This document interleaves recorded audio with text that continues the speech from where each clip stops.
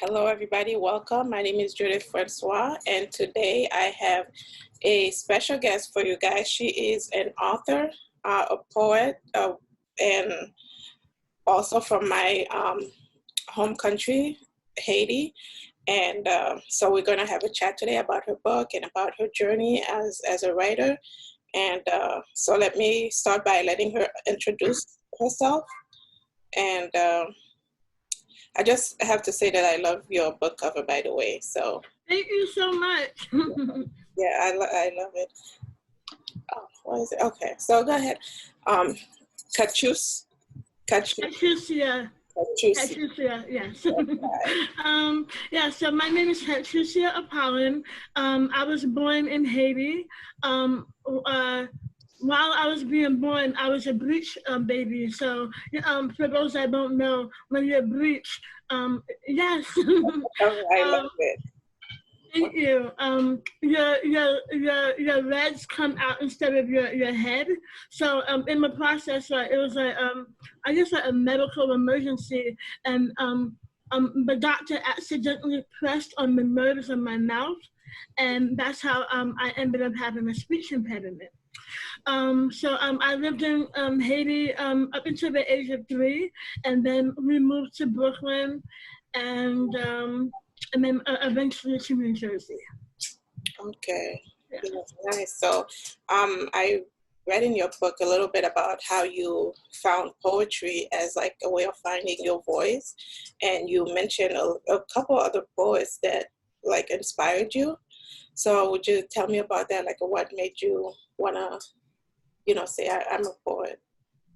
Yes, so, due to my speech impairment, I was always so self-conscious, always so concerned about what people would say about me. I was one of those kids, right, instead of just speaking out loud, I would go tap on my teacher's shoulder and whisper because I was so, so self-conscious. And when we moved to New Jersey, I think it was in the 6th grade, I had a friend of mine, her name is Gloria.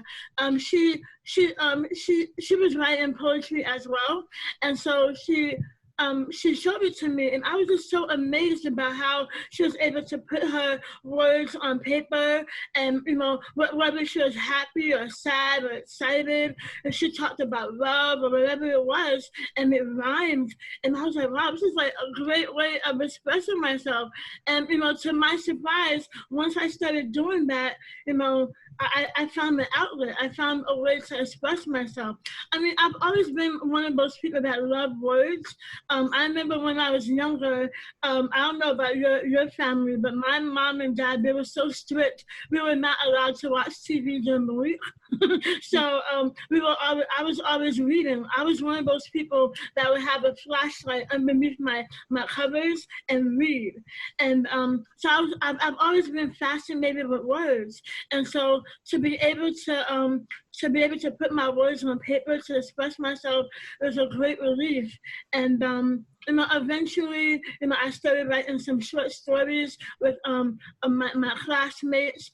It's not until I moved to Boston for college. As an undergrad,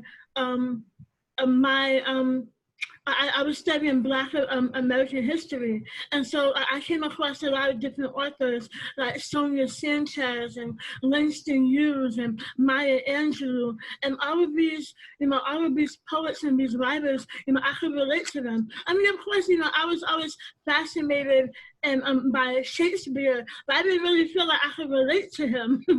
But to be able to, find these other authors was really great for me. Oh yeah, that's absolutely wonderful. And regarding like what you said about strict parents, like for a long time when I was growing up, we only had one TV in our house, and it was in my mom's bedroom. So it was like Yep. allowed to watch TV as well. So yeah, so your book is divided in 3 parts, Yes. right? So Yes. I think my favorite section was when you talked about love a lot. Yes. So you describe yourself as a hopeless romantic. So what makes you like such a hopeless romantic and, love the way that you love to write about love? I feel like, I've always been one of those people that love romance movies and romance novels and, uh, um, novels and stories that talk about, couples breaking up just to make up again, or,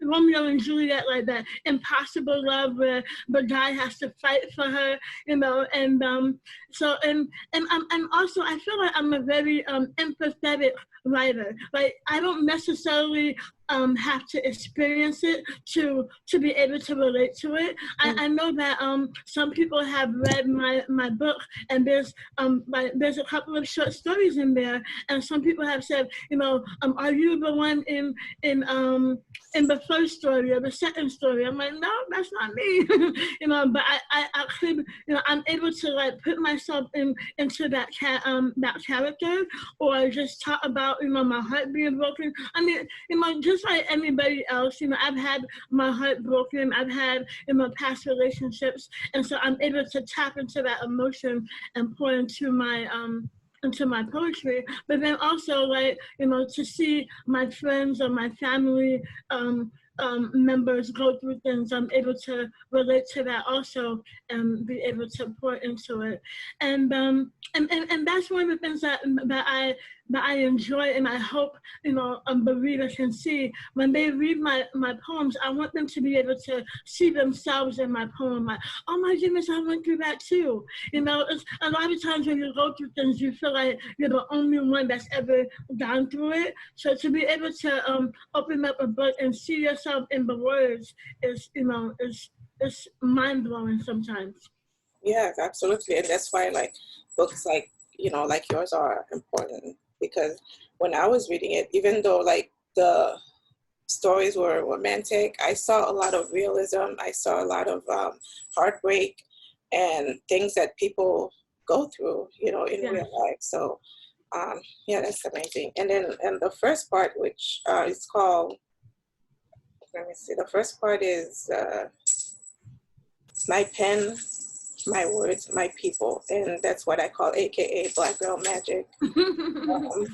So yeah, so tell us about those words. If they felt very personal and very like, like being a voice to some people who may not have the voice, and as well as like raising awareness of what's happening in the community. So, just tell us like what was your inspiration behind the first. Well, I mean, I usually when I talk to people about my book, especially the first chapter, I usually say that the first chapter, for me, is like a love letter to people of color.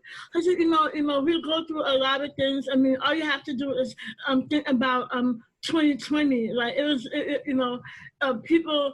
For some reason, although we've always dealt with racism, but 2020 brought it to the forefront. And before, it seemed like it was only a topic that only Black people or people of color or Black and brown people were talking. But because of 2020, it seemed like everybody was able to relate and join into the conversation.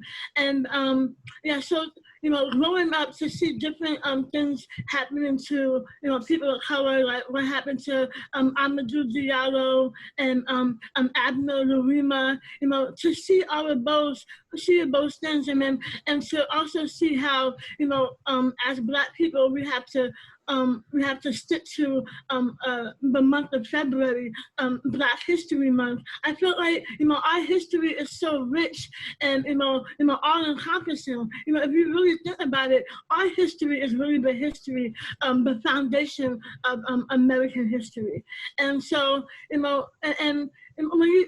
also another thing that I put into my poems is but the more history that you learn about, the more I felt enlightened. I my eyes opened, and to hear about our struggle, about slavery, and racism, all of those were something that I wanted to be able to put into words. Yeah, I think you did a good job with that. And I really like that you highlighted that Black history didn't start with when the colonizers like landed in Africa. Mm-hmm. Right? Yes. So a lot of people don't know that. So I'm glad that it did.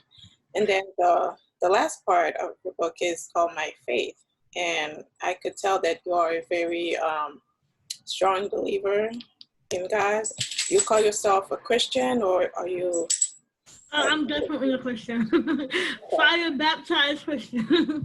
That's one of the as Haitians, one of the things that we always say is the car that leads that high.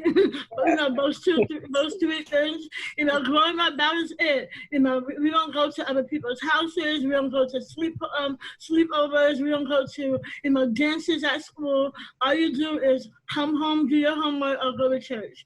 And by the grace of God, I found God gave my life to Jesus when I was 5 years old. But I don't think that I really developed a relationship with him on a personal level until my 20s. And so, it was really important to me that so basically, I divided my book into 3 parts, and I feel like both are the 3 parts that encompass me. I said I'm a hopeless romantic. I really care about the issues of people of color, and my relationship with God is also very important to me.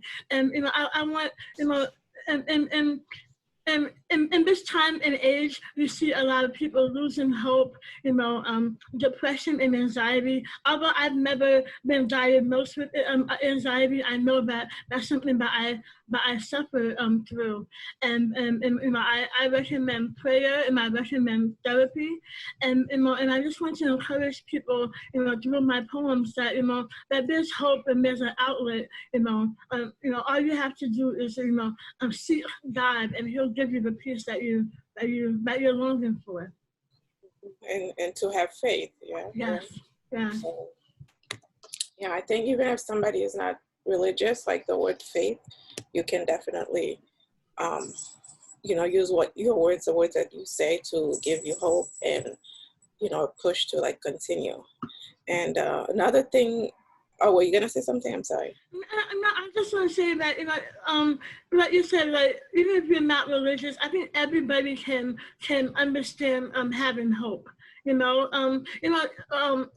Especially I keep on going back to 2020. 2020 was a monumental year, and for those that lost their jobs or lost their loved ones, I can only imagine how hard it was just to wake up every morning. But to know that if you have hope, that gives you a reason to know that what, I'm probably just going through a season right now, but after this, there's hope in the end, and that's one of the reasons why I write my poetry, just to give others hope.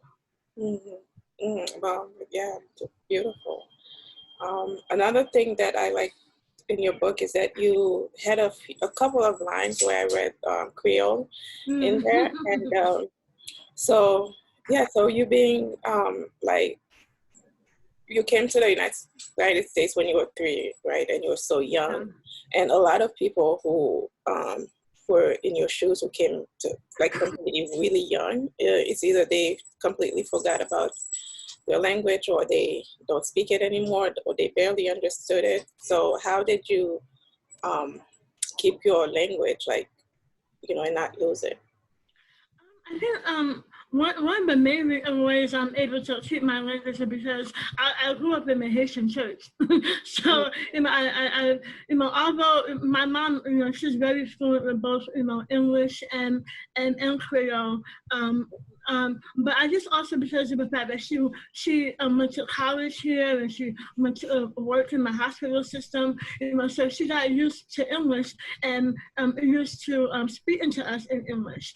But to hear those words spoken in church, reminded me. And not only that, but I feel like it's really important to be able to speak a different language and to be able to relate to others. I think one of the things that I've always noticed is like, both in the Latin culture, from the time that they're a baby until they're older, they're always able to, switch back and forth from, Espanol to English. And I've always, I've always admired that, and actually, that just reminds me about how when I was younger, my mom told me that I was like 5 years old. I have a cousin of mine. He was born and raised in the United States, and then my grandmother was visiting. At the age of 5, I was translating English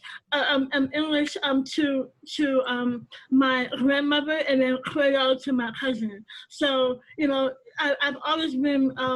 I've always wanted to keep my culture, and that's also part of the reason why I was adamant about putting the flag on my book.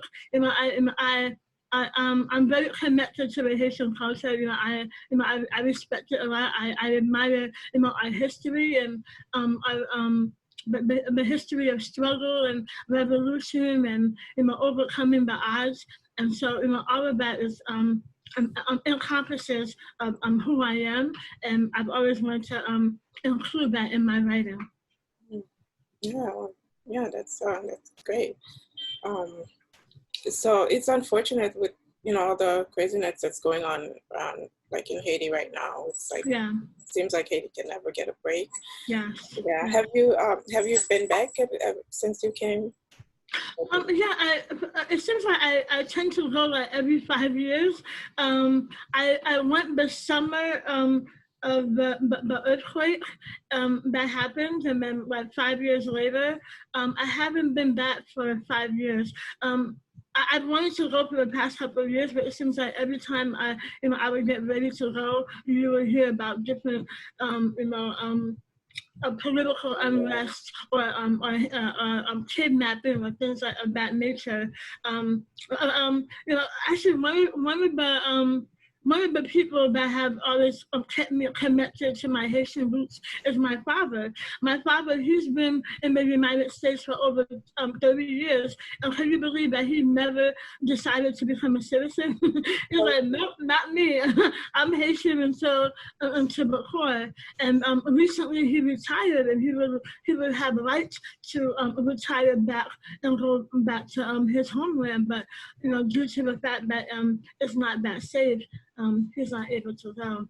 But Haiti is a beautiful country with a beautiful history, and I really pray that one day we're able to enjoy it like everybody else is able to enjoy their homeland. Yeah, I hope so too. Yeah. How about you? Have you been back? I have, yes, and I was there last year, like early 2020, before the pandemic hit. Yeah. It is hard when you think about it. Yeah. So you have 2 short stories in there. Is it 2 short stories? Three. 3 short stories, yeah. Mm-hmm. So, and I really enjoyed them, especially the first one with the, the dream and Najash. Yes. Yes. And I was gonna ask you, are these stories like based on your experience or in real life? But you've already kind of answer that, right? They're works of fiction. And actually, another author that I admire a lot is Edward Duntichak. Mm-hmm. I remember reading Quick Clock and some other of her novels, and just being able to relate. And you know how people have been saying that representation is important. It is important, whether you're, Black American or you're Caribbean or you're Latino, to be able to see yourself in a work of art, whether it's a novel or poetry or TV, it really broadens your horizons, because a lot of times when you're growing up, you'll see you see art and from a Caucasian or European perspective, and you're wondering like, how do I fit in? And so like the first time I opened up a book from Edward Katchouscia and to see, her talk about my native Haiti, I was like, wow. I mean, if she can do that, I can do that too. So although a lot of people have said that they really love that short story, and one of these days I plan on like expanding on it, But I'm happy to say that I'm happy to hear when people say that they open it and then they can relate. Whether it is, growing up in Haiti or having your family torn apart, or just missing the homeland. That I just wanted to add that element in there somehow. Yeah, I think you're right. When it comes to Haiti, especially, like there's like a whole treasure trove of like different themes and topics that people can write about, and it's like, it will never be, the same story. They always say every book has been written before, but when you read books from different, a diverse author, it's like, yeah, it is a different story, But have you read the book Reste Avec? No, I have not. I think the name of the author escapes me, but that's a really good book also, depicting the whole Haitian experience. Okay, I'm gonna write that down so that I can get it, and maybe we'll read it for my book club. I have a book club called Haitian Girls Read, and we have the next 6 months of books to read, but it can be, the next one. That's awesome. Yeah. Yeah, so, yeah, and I'm always looking for recommendations and books that I can read. So,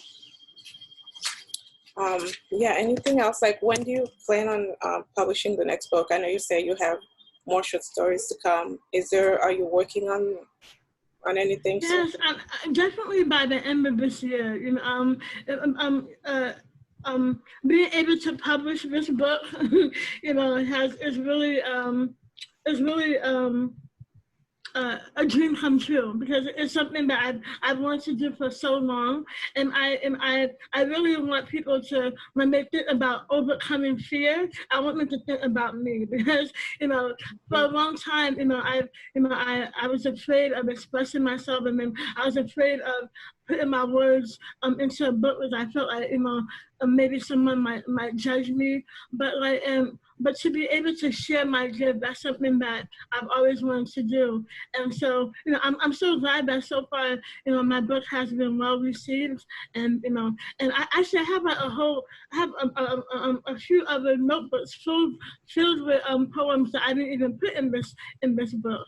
So I would like the opportunity to share more in the near future. Yeah, that's amazing. And you self-publish, right? You're an indie author? Yes, I am.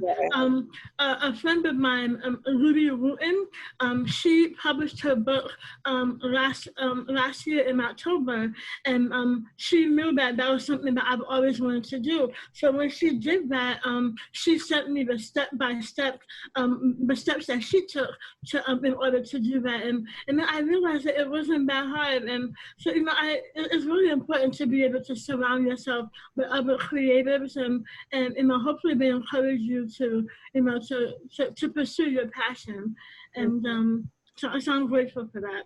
Yeah, so I think that's something maybe you and Ludi, like, we could talk about it, like about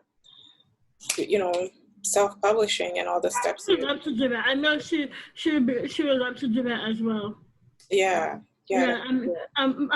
She sent me an email, and it's today I forwarded it to somebody else, and I was looking at the history. I must have forwarded that email at least 10 times. So it's a privilege and a blessing to be able to share it with somebody else, because there's so many stories that need to be told, and especially from people of color, and so I look forward to all of the works of art that might come out from that.